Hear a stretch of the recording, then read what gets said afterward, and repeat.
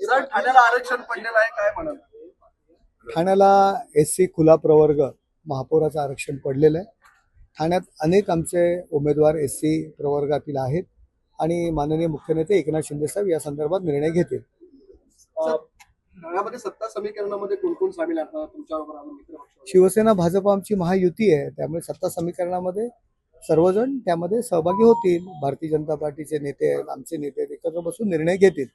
Maske sir, खरं तर मुंबई महानगरपालिकेची निवडणूक झाली आणि मुंबई महानगरपालिकेमध्ये अनेक भाजपच्या बंडखोर उमेदवारांमुळे शिवसेनेचे जे उमेदवार होते ते पराभूत झालेले आहेत.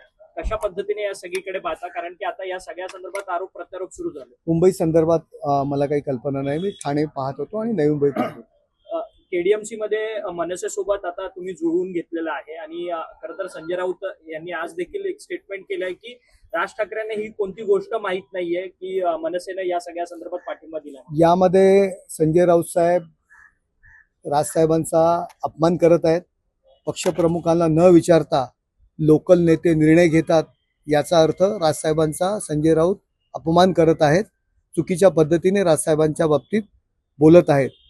कुठलाही माजी आमदार राजू पाटील जे कल्याण डोंबिवली महानगरपालिकेत सर्व निर्णय घेतात, यांनी काल स्वतः सांगितलेलं आहे. देशपांडे स्वतः त्यांच्या पक्षाचे नेते त्यावेळी हजर होते. असं बोलून राजसाहेबांचा ते अपमान करत आहेत. मुंबईमध्ये मनसेसोबत मुंबईचं मला खरंच काही माहिती नाही. नाही, मुंबई संदर्भात मला काही कल्पना नाही. अजून काही मित्र पक्ष आपल्या सोबत येणार आहात का? नक्कीच. KDMC नक्कीच. आम्ही मित्रत्वाने सगळ्यांशी वागतो, त्यामुळे सगळे मित्र म्हणून आमच्या सोबत असतात. KDMC मधले जे ठाकरेंचे नगरसेवक आहेत त्यांनी देखील आता स्वतःची दारं खुली केली गेली आहेत असं देखील म्हणतात. ते म्हणतात विकासासाठी जर येत असतील आमच्या सोबत तर नक्कीच त्यांचं स्वागत आहे.